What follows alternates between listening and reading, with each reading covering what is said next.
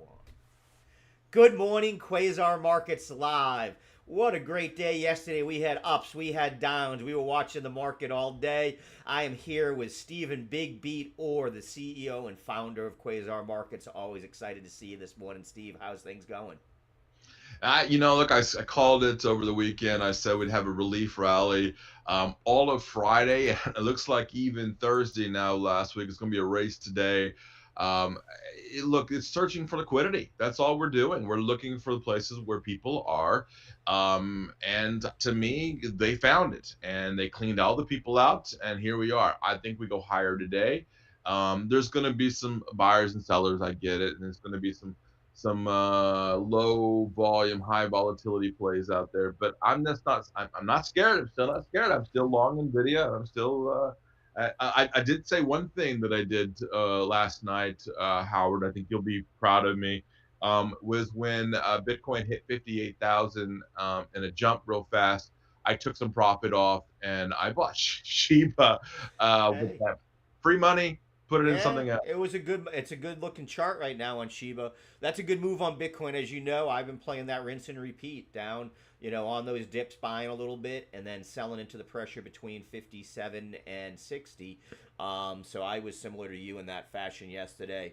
One thing I will say is I think that today, for me, I'm looking at that resistance zone right around 550 here on the S&P as the key spot to watch for that continuation trade, like you're saying. I think we Yeah. see a continuation in the morning. I do think we'll struggle there. You can see it was a great floor for us back here, beginning of September, gave us multiple, bounces up. But once we've broken through it, it's turned to some pretty tough support, resistance. So it's one of those where support's flipped into resistance. I'll be watching that today.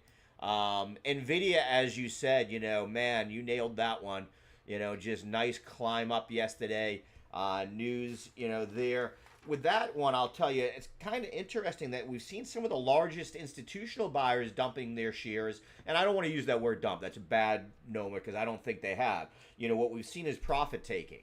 Fidelity, I saw, has sold 232 million shares, about 24 billion. GQ Partners, T. Rowe Price, and Bale Gifford all selling almost 50 million shares in total. Why I'm pointing that out, though, is that's a positive to me. Sort of like we talked about with the outflows from Bitcoin's ETF. That's some huge institutional buyers that stepped away. This chart, look at that. It found a bottom, working its way back up like you said it did. And I didn't even mention there that the CEO, he sold not a huge part of his holdings, a huge amount of shares for someone like me when it's in the billions. But, he actually owns about $91 billion in stock still. So he's still You pretty know, it, confident. You're absolutely right. When you talk about institutional buying, I think what people just say is it's these big boys buying all kinds of stock, and then just the world is not Kathy Woods. Okay, here's what's happening when you have wealth management firms like J.P. Morgan and Goldman Sachs. Every 2 weeks, guess what they're doing? They're taking your IRA money and they're putting it right into the markets. The numbers of companies that are putting money into the markets every day. We have IRAs and we buy companies every single day with money, and we don't even know it. Right? That's what's happening every other week. Sometimes it's monthly at the end of the month, and rebalancing. Here we are on the 10th of the middle, almost the middle of the month now, and we're not going to see much rebalancing until the second week. But let's be honest, that sell off was just a bunch of scared money finding liquidity with no volume. That's the Yep. problem. There's no volume out there. It's the middle of the summer, and people are still trying to trade, but they don't know what to do, and they're nervous. And I like nervous money. Guess what? When that market fell the other day, Friday, I laughed and bought. Yeah, Thank you. absolutely. Put my money away. It's a great point. I did read a report from Callie Cox over at Ritholtz Wealth Management. I thought was interesting. I was speaking with you a little bit pre-market about it. She's calling it the great wait right now, and it's not often that you see institutional investors and the retail sort of in the same boat. We're waiting to get that last little bit here. We want to see what the Fed does next week. They want to hear what happens tonight, right? We have the presidential debate. We don't get much into politics today. We'll talk a little bit more about it because Donald Sure. Trump's stock and things like that. What's going on there? But there's definitely that. and why I bring that up is, it was something we brought up Friday, is the same data point is being treated differently by investors, in my opinion, still, though. The institutional investors looked at Friday's reports, didn't get very scared, held on to their positions, and then, like you said, gobbled up as soon as the drop came. I think retail, the difference was they saw that, oh no, the world is falling, sky is falling, and next thing you know, they became liquid, exit liquidity for others. Yeah, exactly. So that's what I want to warn about. And the perfect example though is also we are seeing two sides to almost every report, right? I was breaking down more this weekend the labor report, and the thing that I was talking with you about that's interesting to me, not seeing any job creation really, right? That's where people are holding back. Companies are holding off on new hiring, not creating jobs. At the same time, though, they're not laying off, so it's not the sky is falling. In my opinion at least. And I think you feel the same way. So you're seeing that. I also do think, though, that employees are a little scared because we're also seeing lowest levels of employees quitting since pre-COVID. So what does that say to me? And that's a little surprising to me because I have a bunch of nephews and nieces that are in that millennial and younger ages, and man, they change jobs like I change underwear. So to hear that was kind of interesting to me because it makes me think that they're a little bit worried, right? There's not maybe as many new jobs for them. And then also, what happens if the big R does hit harder than people think? We see that recession, and there's a constriction. So, what are your feelings on something like that? I hope that you change your underwear, that Howard. That's a good thing. Yeah. I Um, definitely do. Otherwise, the 3-year-old tells me I'm stinky. Look, let's be honest. I mean, and I hate to say kids these days because that's pretty much what we're talking about, right? They are changing jobs, but they're not going to do that in the future. They're going to be realizing, hey, you know what? I got to be nice to my boss. I can't just do whatever the heck I want. I need to be able to stay in my position. I need to be able to grow. And they have not really, we've not really seen that because they've grown up in the COVID area, right? They've or in the end of the late '90s, early 2000s, that generation. For me, the idea that I keep watching is labor participation rate, and right now it looks like it's 62.7. It's staying pretty even. If I look back at the 1950s and the 1960s, in the 1950s and the 1960s, labor participation rate between 50 and 60. That's when you had families with one person working. The Right. male was working, the female was not working. And in the 70s, when women started to work, labor participation went from the 60s up to about 67%. That was very high. That means everybody was working. In the 90s, when we needed everybody working because that was during the tech boom. And over 2000 and 2010, we went from 67 back down to about 61%. Today, and during COVID, it was right around back in the 1950s level, back to about 60%, and now we're back to about 62%. People aren't working, and labor participation is where I'm keeping my eye on very tight. It's important. And then we also need to look at seasonality too. This is also the seasonality time when holiday. Well, let's just put it this way: big boxes and Amazons of the world are now going to be hiring for that. So we're going to see a little bit of seasonality adjustments, and that's going to throw the numbers off.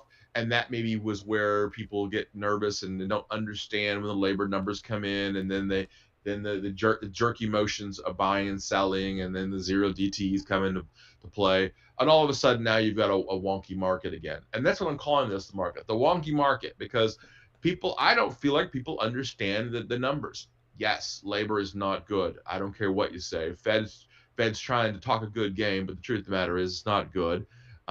People are losing their jobs out there, not at the level that we need to see recession, thankfully. Um, but they are losing their jobs, and people are getting scared. So I think labor participation will push up a little bit, and then I think it'll push up for seasonality, and I think that'll also add to the numbers. What's interesting is when you see people working, they're also got more discretionary income and they're buying Chinese crappy goods, right? So you also saw that also happen over the last couple of days where China's exports were up 8.7%. That is huge, and we are a huge trading partner with them. While I think you mentioned this morning, not the number one anymore, which I'm glad about, by the way, because it's still Mexico and Canada. But to me, seeing China doing much better makes me feel better, right? If they're not getting nervous because they have a lot of people, they're not wanting to go to war or cause problems, life is going to be back to normal. So that is what we're looking for. And I think you're right, Howard. I think that I didn't get nervous and I bought Nvidia and I'm a happy camper this morning. Yeah, and for me, part of it was that all these earning reports have been pretty good that are coming across the better companies, and what we're seeing is still a huge investment in R&D. We're seeing some M&A, so we're seeing money get used in the right situations. To me, the smart CEOs are making smart decisions, and as a result, we're seeing stronger earnings reports during quarter three here, and I'm happy to see that. We do have one of my favorites up today. GME will be on the mark today. You have any call on the GME earnings reports? I know you're not a meme stock guy, but it's the mother of all meme stocks. Um, if I could give any warning out there, stay the hell away from GME and AMC. Look, I like the movies, and I every once in a while I will go to the movie theater. I'll tell you, I have a big screen in my house and big chairs in my house, and why do I need to go to the theater? I think that's a key to a lot of people. They already have that big screen in their house. They have an 80-inch TV or the big chairs and listen. I don't have to hear the next person next to me talking about their mother's ailments and eating popcorn. I gotta make my own damn I popcorn. I will can make say my own. though, daily chart here looks kind of interesting to me because it likes to range up into this 28, 29 range. So I'm not gonna lie, on just a pure TA like you said with Shib yesterday, that's not a bad little spot for it. Double bottomed on the daily, working its way up. They like to push it on these zero DT stuff in there. So interesting play though with GameStop. Not something I want to hold long term, but a fun one to watch during the day. I think today that's going to be one to get your popcorn, like you said, and watch GME On because it days can like move. this, Howard, it reminds me of the old Hourly adage chart that not as promising. Double top there you can see on that. So a on couple days other like this. ones. One of our buddies, Aaron's favorite company there, ASO, has earnings that just came out. Got some negative feedback there. They're down about 1.2 pre-market after dropping 1.75 yesterday. So we're seeing that's, again, earnings reports matter. If you don't have a good earnings report, we're seeing you move from there. Other earnings reports on deck today. One of my favorite companies, Petco. Not huge on their stock, quite honestly. Just think that they're a Oracle good business. I on like all-time Petco. I high like here. Chewy. We also have Dave and Buster's coming on today for their earnings. That'll be an interesting one to watch. I was looking at their chart on the hourly. They formed a nice little bottom here in this 29.30 range. So they could be an interesting one to watch here. I think that's going to be the ones that are like getting hurt in the restaurant business. A Dave and Buster's, that mid-level, I think they're getting squeezed out. I think people either go for a nicer night out or they go for the lower end. So that will be interesting to watch. You mentioned China trade. Yeah, they're now our number 4 trade partner. I was surprised by that when I heard that today on CNBC, down from number 1. And the one that's really stepped up to replace it, and it shows why some of the political views we have in Congress are probably right now is Taiwan. Taiwan has moved into Mhm. that spot ahead of them at number 3. Yeah. So I thought that was really interesting to see there. Some of yesterday's movers, I know, Steve, you are a fan of Boeing Airlines. Unfortunately, I saw today that they have announced another delay to their production schedule on the 737 MAX. Again, it'll be interesting to see if it gets a negative play because to me, it wasn't that bad of a delay. They're putting out they wanted to be at 42 planes per month right now. They're at 38, so they're not far away, and they're saying, though, it's going to take till March till they can get to that spot. One that I do see a nice wedge pattern in, though, too, here on the chart. When you look at the hourly chart here, Boeing has a pretty nice little, if I hit the button right, pretty nice little wedge formation here that could play to the upside. So that's usually a decent one to take a look at there. But Boeing in general, seems to be again finding its bottom and working its way back out. I think the news, there's not a company that's got more bad PR in recent months than Hey, them. if you can work yourself out of all that and still hold, Yeah, well, there's a reason why. I mean, that 737 Max, it's, we know what it did to the stock when, they announced it, when they got their forced orders, things like that. One of my favorites to watch, as you know, we were watching yesterday, Tesla. Interesting news there. Did you see the news? The EU is looking to reduce their tariffs on Chinese EVs. And at first, I didn't put the Tesla combination together, but that's where the European Teslas come from. They don't come from the California plant. So I had to put two and two together there. It took me to read that a couple of times to figure out the correlation. But I'm hearing that Sirius XM, it's SIRI, is now going to confirm a quarterly dividend and announcing a $1.166 billion stock repurchase here. It's SIRI. That should get that moving up about 1.5 points. Oh, no pre-market on that. Sorry. So that'll be an interesting one to watch here. I'm putting that right into our daily watch list. Yeah, they are announcing a new phase as an independent public company. Here you go. So, wow. That's going to be really interesting. So they've been, they were a, tech stalwart for a little while there, and then they really lost favor as that satellite radio sort of went away and has sort of emerged in this podcast era. That'll be an interesting one to watch. Another one yesterday we watched that really made a move, Pelletier, continuing to move up after their addition to the S&P 500. They got a pump, and from there, they've continued to go to highs, 52-week and all-time highs here, hitting 34.70 in the pre-market this morning. I bring that up because saw an article here about the next additions possibly to the S&P 500, and one of your or my favorite little plays is in the talk there. Talk about Coinbase joining the S&P maybe as one of the next ones there. What do you think about that? Would be the first crypto stock to join the S&P 500. If you told me 10 years ago that a company on the crypto market would be joining the S&P, I would have probably said, wow, no. That's huge. Yeah, coin was up 5% yesterday on that, was up in the pre-market hours. I'm pulling that chart up for you right now. Yeah, up about even this morning. But again, good looking recovery here from the lows. One that I'm going to keep an eye on personally. The bottom line is I come from the crypto world where it used to be what we called the Coinbase or the Binance effect. When a coin got listed on Coinbase or Binance for the first time, you would see that pump. We've definitely seen that this week on, both Palantir, Dell, and Aerie that all got moved into it. So it's an interesting one for me. Coinbase, could get you an interesting play to the upside over the next 3 to 6 months on that type of play. The other ones that I saw mentioned were Apollo Global Management. Wouldn't be a surprise. We've seen a few of those private equity companies moving into there. Workday being talked about to move in there, and Trade Desk. So, two of the fintech companies there, Trade Desk and Coinbase. So interesting to see. It's one of those, you don't realize how big of a deal it is. Some news just came in. Canada says it's launching a 30-day consultation period on whether to impose a potential surtax on Chinese critical mineral products, batteries and parts, solar products, and semiconductors.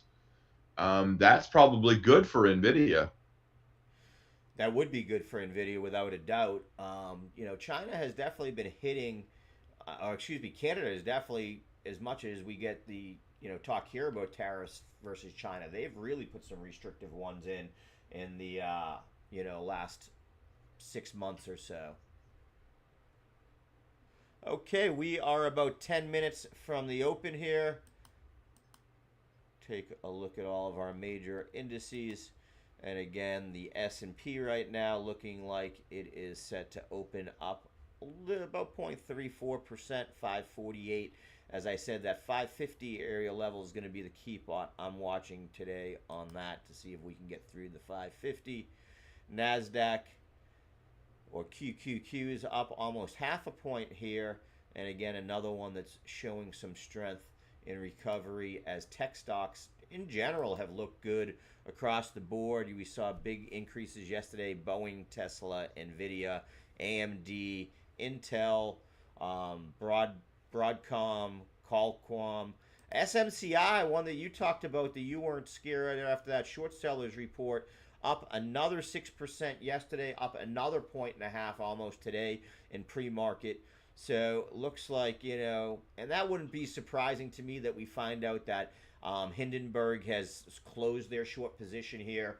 We'll find that out in the next few days or so. That will be interesting. Steve, crude oil still dropping, down another half a point here today. Yeah, I mean, we expected that to happen. I'm look, $66 a barrel is starting to become a little heightened area. 67.50 was that last bit of push to the downside.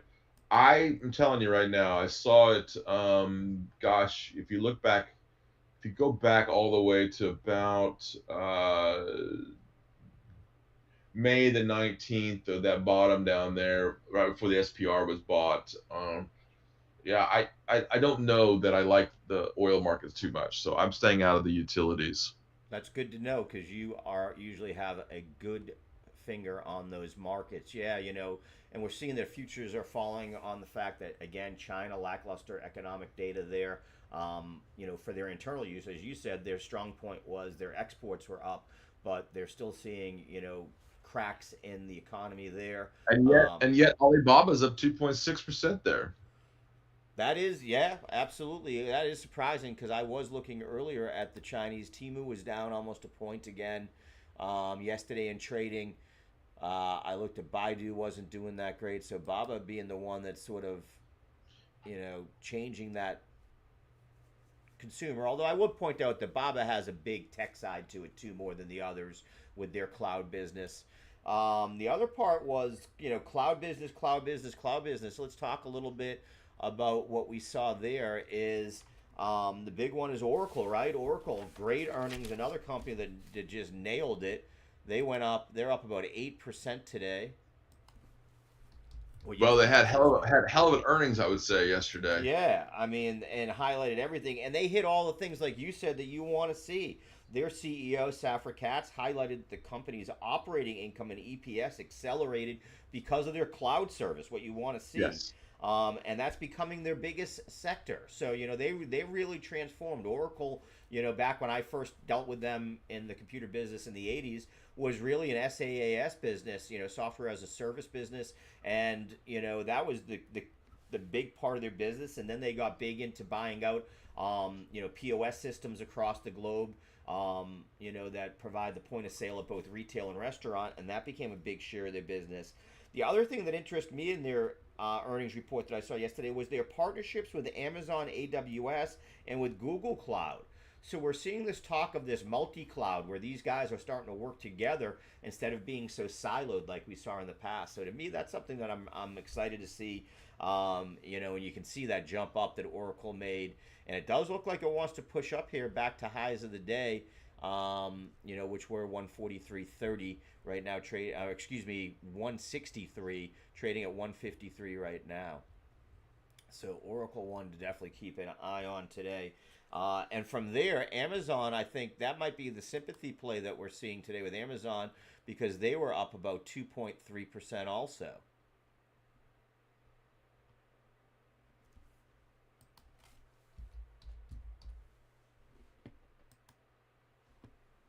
Up about another point and a half today.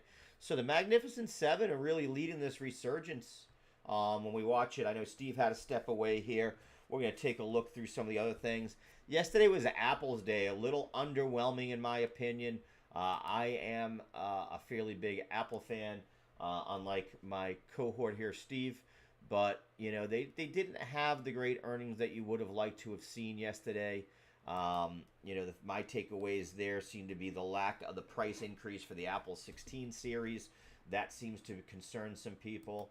There was a lot of people that were looking for a different move there, and that didn't happen.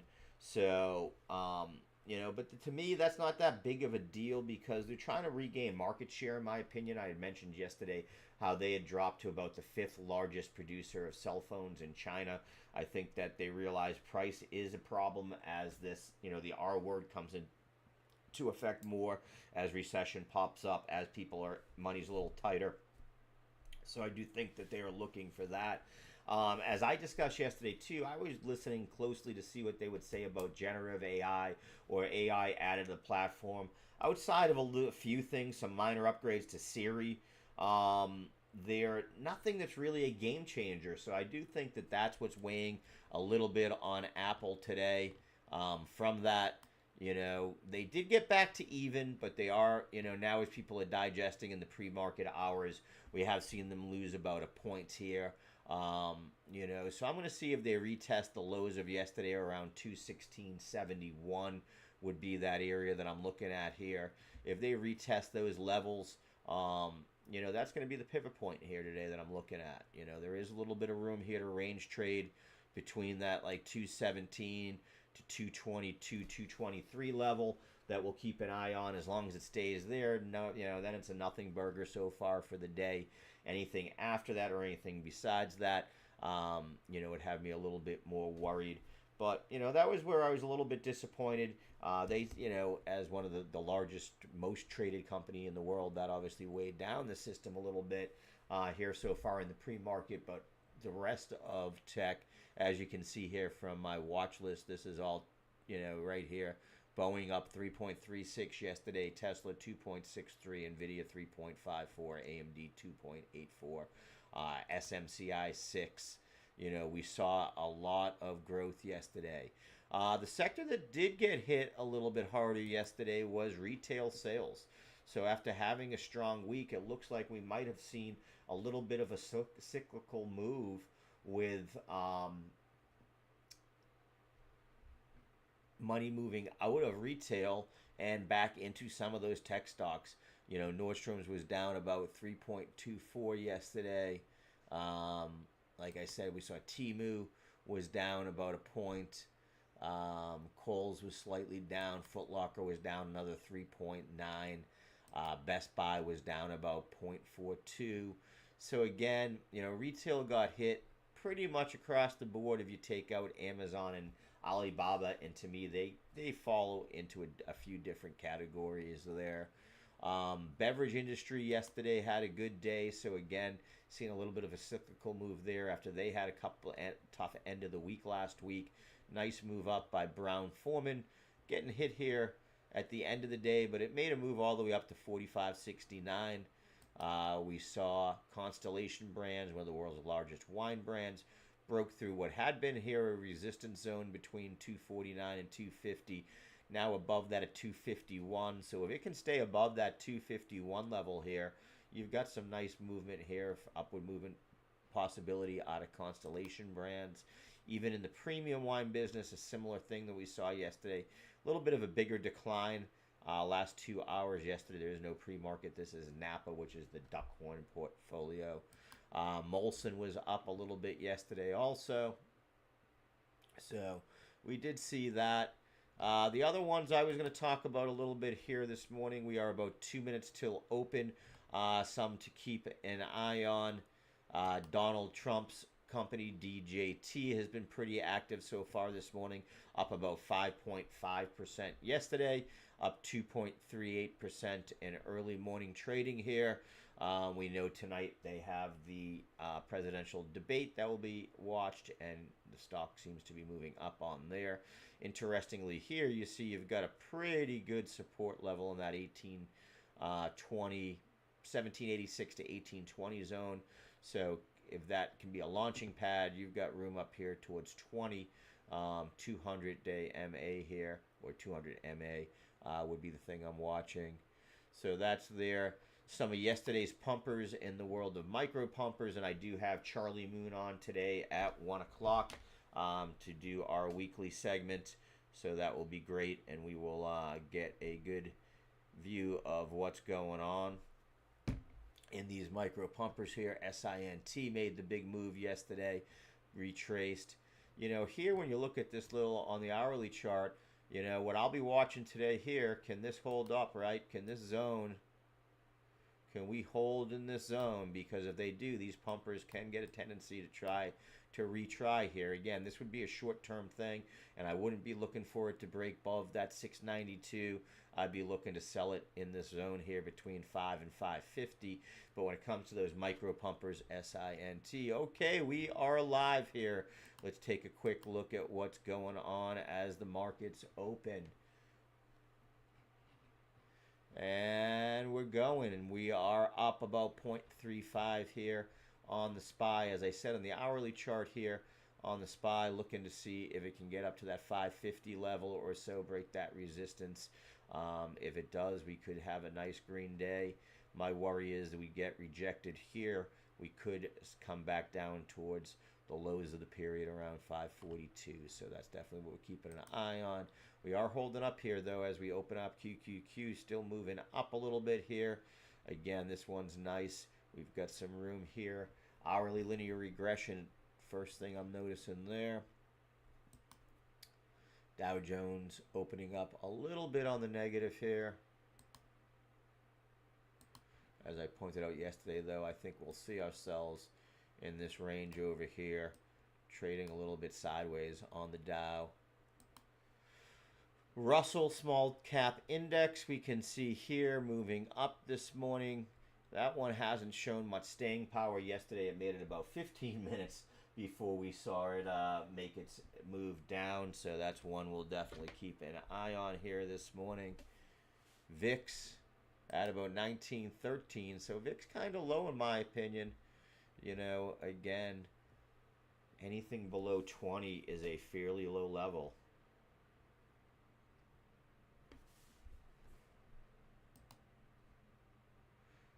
We do see Boeing getting hit here. So it fell below the bottom of that triangle I had put in place there.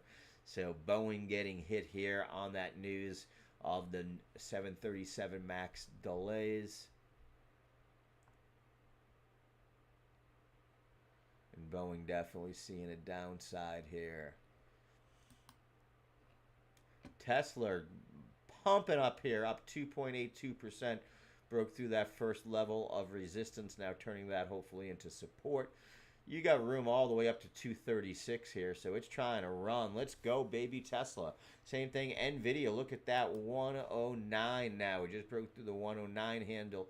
It is right about to get through. If it can get through 110, you are looking at another one that could get a runaway start here this morning. So things looking so far. AMD up also.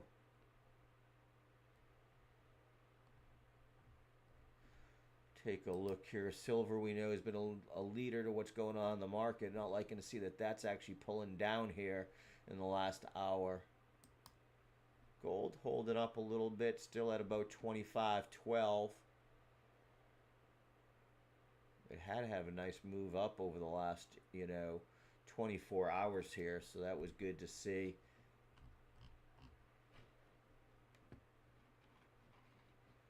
Seeing that Apple is going to be required to pay Ireland $11 billion after they're settling their illegal state aid case.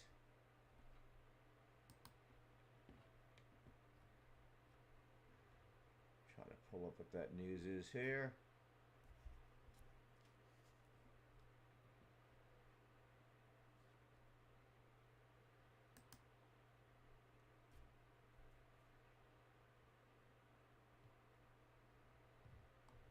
Says the iPhone maker is ordered to pay 13 billion euros, or about 11 billion US, back in taxes to Ireland following the conclusion of a long-running legal fight that the country did not bring.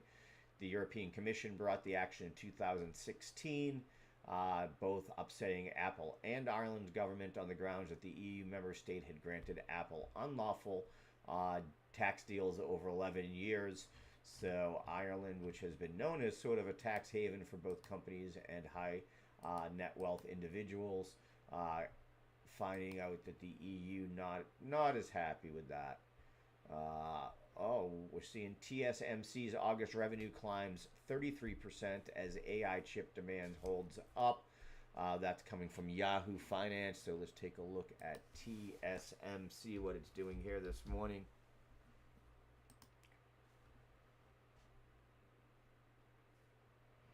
I looked at that in the wrong spot.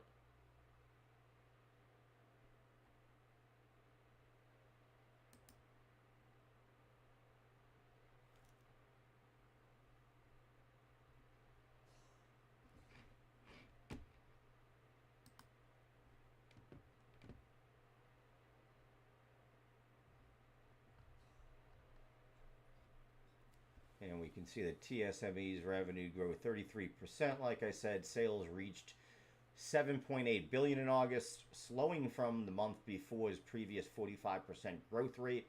But for the third quarter, analysts expect TSMC's revenue to grow 37%, extending a recovery since the post-COVID. Well, it's just a month's snapshot. Results could start to cancel out concerns about whether the market has overestimated the durability of AI infrastructure spendings.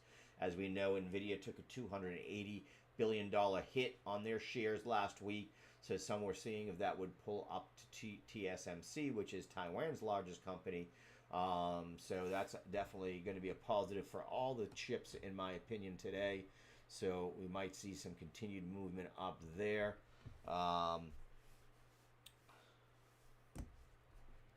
Looks like Oracle still moving up here.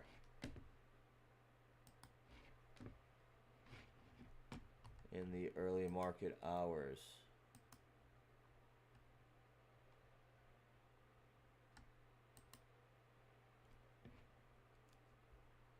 Now up another 10.94%. So it hit a new all-time high here. So Oracle definitely pumping up. It's taken a lot of the tech with it, although we are seeing Nvidia start to dip back down now. So again, man, that first 30 minutes we just see this pump, and then we see it start to drain off. What has happened? Tesla still moving up though, but we're seeing AMD has moved into the negative now. Intel into the negative now. Qualcomm. SMCI, that's a big drop here. Now in the negative for the day. SMCI here on the hourly chart worries me. You can see it's got a little bit of an M formation formed out here. So we got to keep an eye on that. Apple now down 1.5 points almost. So again, let's see what it does in this 217 area. Any break below that 217 gives you some pretty big downside here on Apple. You look on the daily chart here, you probably got downside towards that 209.19 here where we started the gap up from, where we gapped down to, after earnings last time. So something to keep an eye on there. Definitely not a strong move here after Apple. We are 8 minutes into our trading day.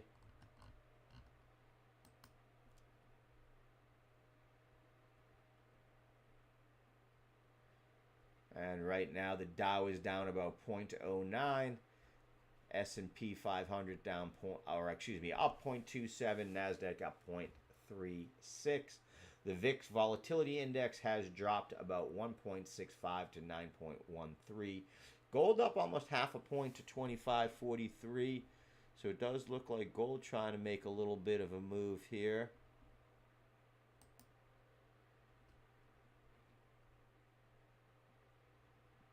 Up about 1/4 point.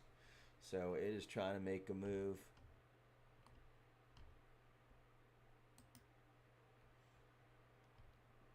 Bitcoin right about 56,707 here.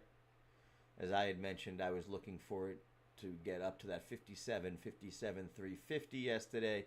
Got up to 57,469, so I think I did pretty good there. But that was my estimation yesterday as we were in here. So not too shabby there.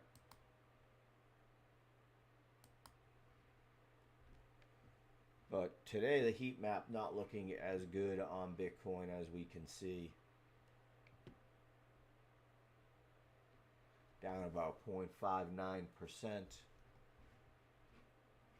Let's see what we've got for the gainers so far this morning. What are our pumpers? BKYI, seeing a pumper out of BKYI. That's BioKey International on the NASDAQ, up 129%. That one's one we'll have to talk about with Mr. Moon later.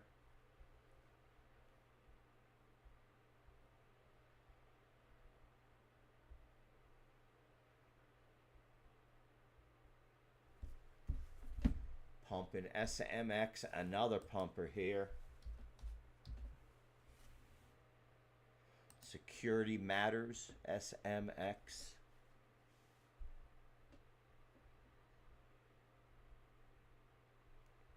Another pumper here, SMX up 86%. Let's get this on the hourly chart here so we can see what's going on. Oof.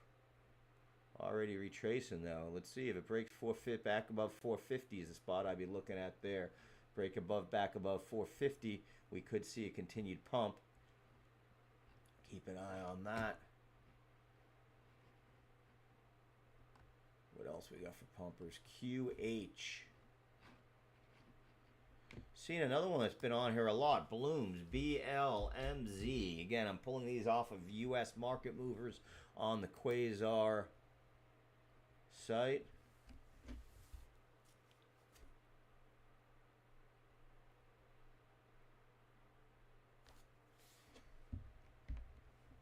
Made another move up. We pointed this one out yesterday. What you want to see here too is this was yesterday's high in that 276 area. Today it pumped up to that 341 area. So you're still seeing upward positive movement on Blooms, even though it's just a micro pumper. Again, volume levels crazy. 7.84 million in already. This is a company that used to average under 30 million a share a day, and now it's just pumping on volume.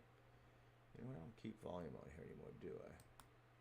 Need to add that back in. Hold on 1 second here.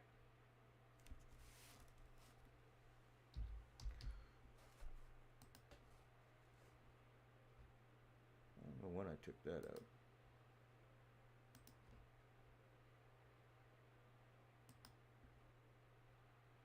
There we go. And you can see that volume. I mean, look at the daily volume. You can see how these things just spike. That's crazy. Okay, so that's where we're at with those. Let's take a look at some of the other news I pulled up for this morning. Banks are moving up here. That was what I wanted to talk about. We'll grab Steve later on today and talk to him a little bit more about the banks. As we talked about yesterday, these capital requirements that are looking to move in a better way for the Fed. Excuse me.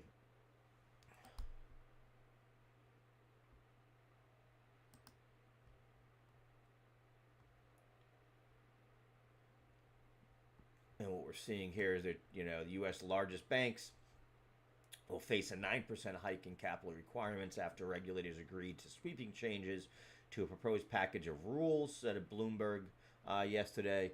So with that, we saw J.P. Morgan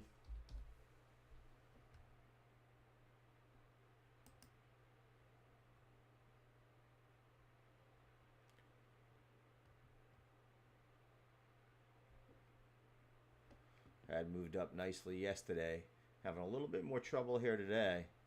Still up, but only up a little bit. But J.P. Morgan had moved to close to their all-time high here at 225 yesterday, or Friday rather.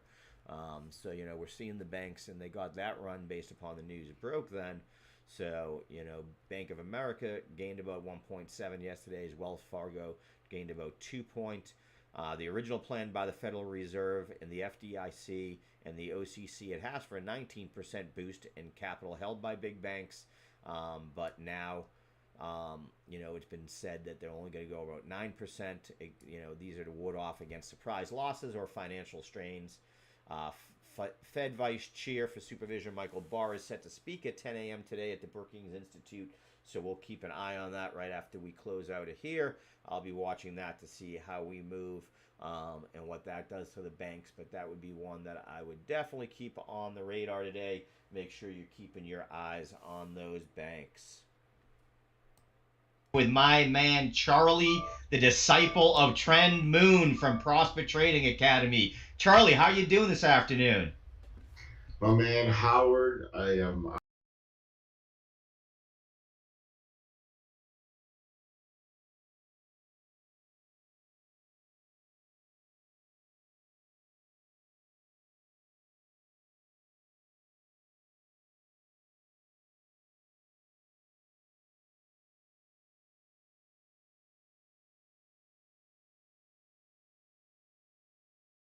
Sorry there, had a little bit of technical difficulty with something playing in the background. Got that figured out for us. Okay, let's see what else is going on here as we get into it. SPY now up about 0.34, so we are seeing a little bit of a move back up towards the highs of the day here. Trying. Let's see what we get for the day. QQQ. Sweden's Prime Minister has appointed a new... Sorry, I had the wrong thing there.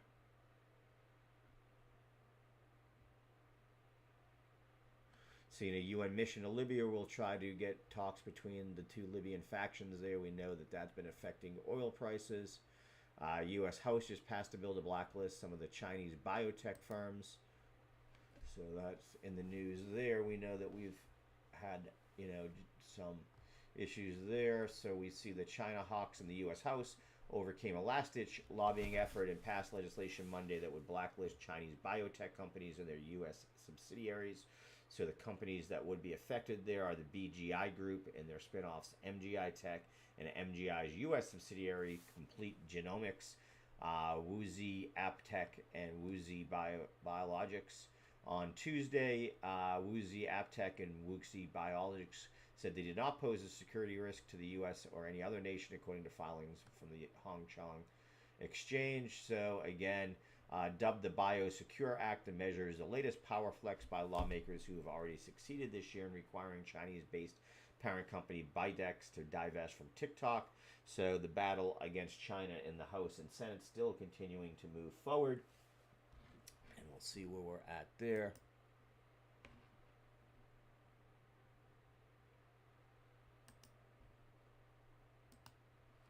What else are we seeing on the news here?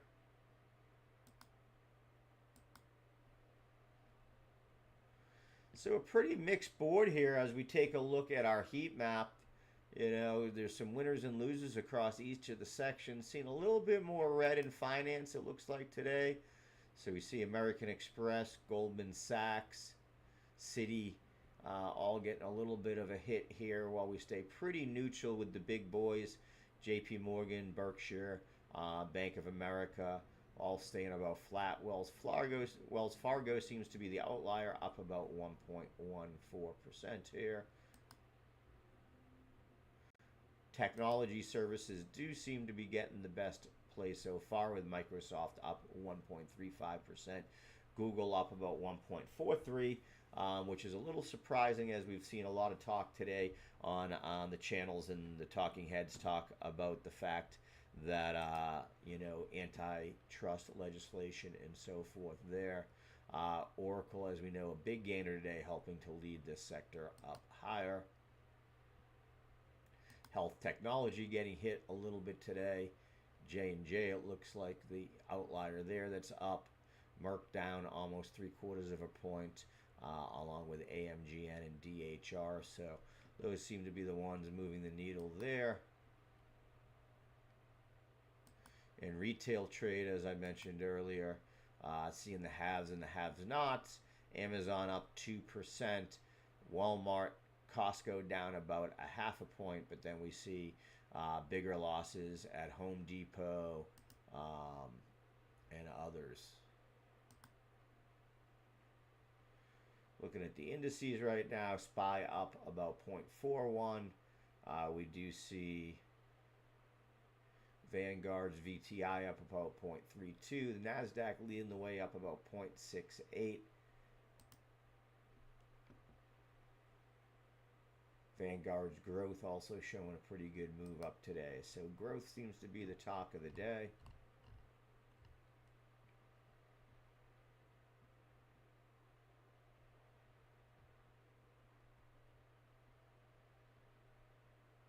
Seems that I've seen an article come out, private equity firms are muscling into the world of insurance, chasing a $15 trillion retirement fund. That's an interesting look there. So private equity moving into the world of health insurance. Okay, we are winding down here with 950. We have just broken up on the QQQ, now up over a point here, almost 1.2.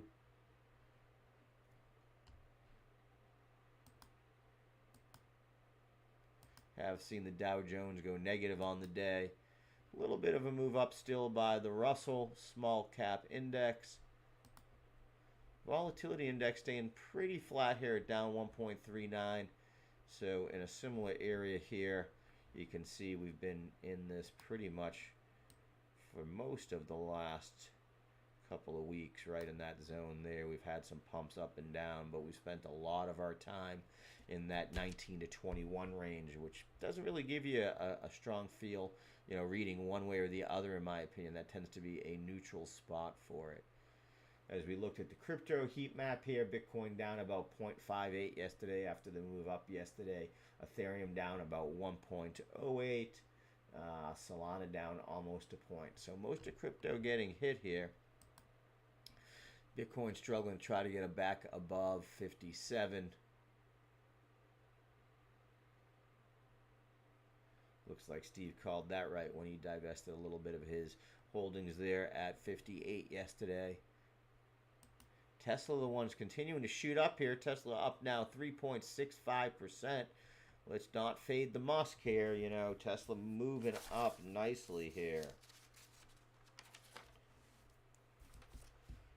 And part of that is locking in the lower tariffs, and the EU is going to help their Chinese manufacturing facilities that have been under pressure. We're going to see that. I told you this 225 was the next level here. Let's see what happens as it reaches it. It's got a chance it could run up to 235. When Tesla runs, it tends to run. NVIDIA losing a little bit of steam here. We know that had been as high as 109.40 earlier in the session. Now trading at about 107.22. Broadcom did get a jump here. So Broadcom, nice little move up, jump here. Apple still struggling. Apple's near lows of the day here. As I mentioned, if it falls below that 216, it could get ugly for Apple. You got room down to 207, 208 areas if it does that. Taking a look at U.S. movers here.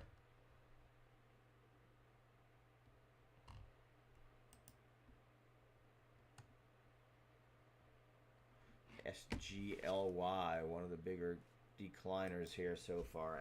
SGLY. Singularity Future Technology. Down about 25% here.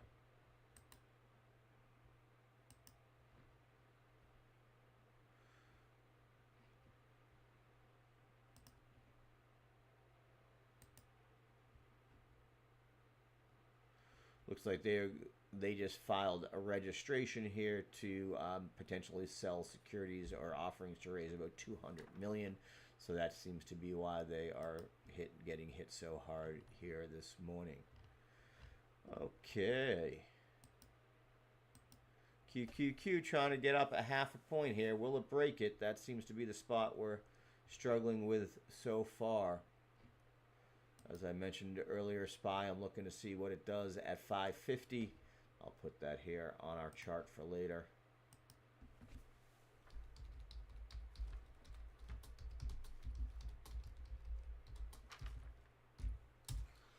So that's what I'm looking at on QQQ right at a pivot point here.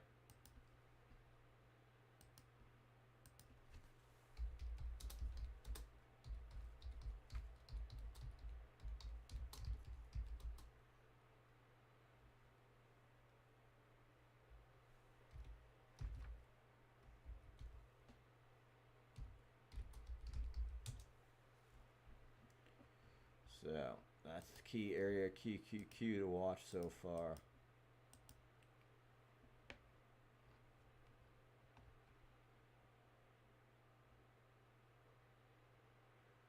And today's big talk on Bitcoin today, we need to get above 57,350 here to get a bullish inclination.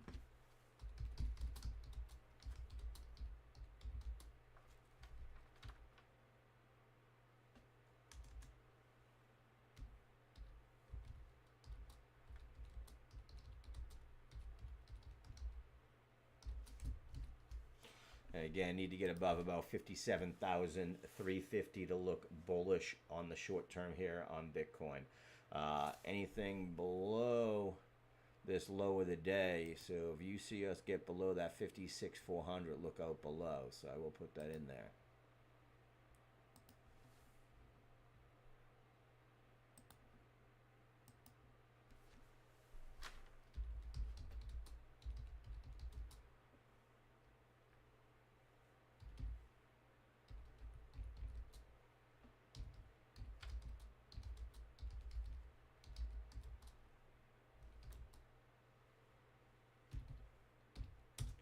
And anything below 56.4 puts us bearish all the way down. The opportunity there could drop all the way down to that 55K level.